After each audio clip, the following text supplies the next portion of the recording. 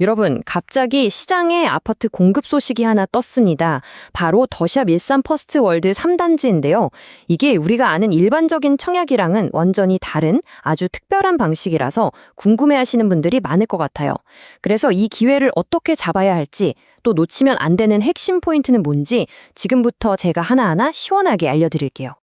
자, 이건 우리가 흔히 생각하는 그런 선분양이 아니에요. 이미 건물이 다 지어진 상태에서 계약이 안 됐거나 남은 세대를 공급하는 거라서요. 일반 청약과는 게임의 룰 자체가 완전히 다릅니다.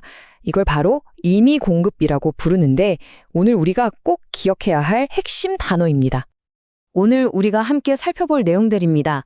먼저 이 기회가 왜 특별한지 알아보고 제일 궁금해하실 물량이랑 가격을 체크해야겠죠.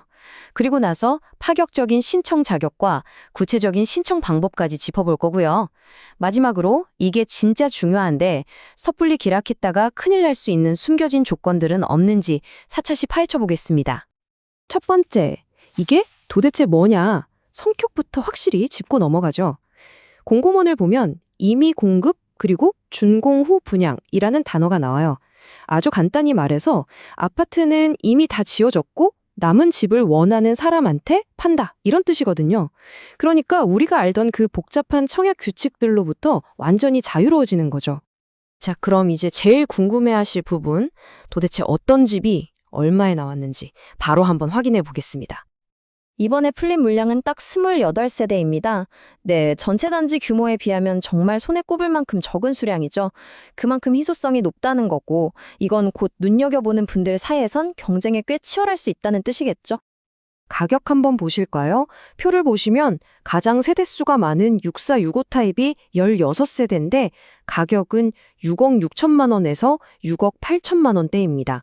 74 타입은 7세대가 나왔고 7억 중반대고요. 그리고 제일 인기가 많을 것 같은 84 타입은 단 5세대 뚱이네요. 가격은 8억 중반대를 형성하고 있습니다. 물론 층이나 향에 따라서 가격은 조금씩 다르다는 점 참고하시고요. 자금 계획 짤 때 이게 진짜 중요한데요. 보통 아파트 분양가 다르게 중도금이 없습니다. 그냥 계약할 때 10% 내고 입주 지정일에 나머지 잔금 90%를 한 방에 내는 구조죠. 이미 다 지어진 아파트라서 가능한 방식인데 아주 심플하지만 그만큼 자금 동원력은 확실해야 합니다. 그럼 과연 이 28세대의 주인공은 누가 될 수 있을까요? 아마 자격 요건 들어보시면 진짜 깜짝 놀라실걸요? 이번 공급의 가장 큰 매력이 바로 이겁니다. 만 19세 이상이고 우리나라에 살고 있기만 하면 청약 통장이 없어도 집을 여러 채 가지고 있어도 아무 상관없이 누구나 신청할 수 있습니다. 와, 이건 뭐 문턱이 거의 없는 셈이죠. 단 기회는 공평하게 한 사람당 딱 한 번만 주어집니다. 자, 이제 나도 되네 하시는 분들 많으시죠? 그럼 이제 어떻게 행동에 나서야 하는지 그 로드맵을 지금 바로 알려드릴게요. 일정이 엄청 타이트해요. 신청은 12월 1일하고 2일, 딱 이틀간만 진행되고요. 바로 3일 뒤인 5일에 당첨자를 발표합니다.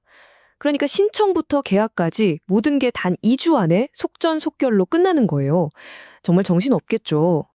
신청은 어디 찾아가서 하는 거 아니고요. 오직 인터넷 청약홈으로만 가능합니다. 그러니까 공동인증서나 금융인증서 같은 건 미리 꼭 챙겨두셔야 해요. 로그인해서 APT 임의공급 메뉴 찾은 다음에 단지 고르고 원하는 타입 선택하면 끝! 정말 간단하죠? 자, 여러분. 지금부터가 진짜 중요합니다.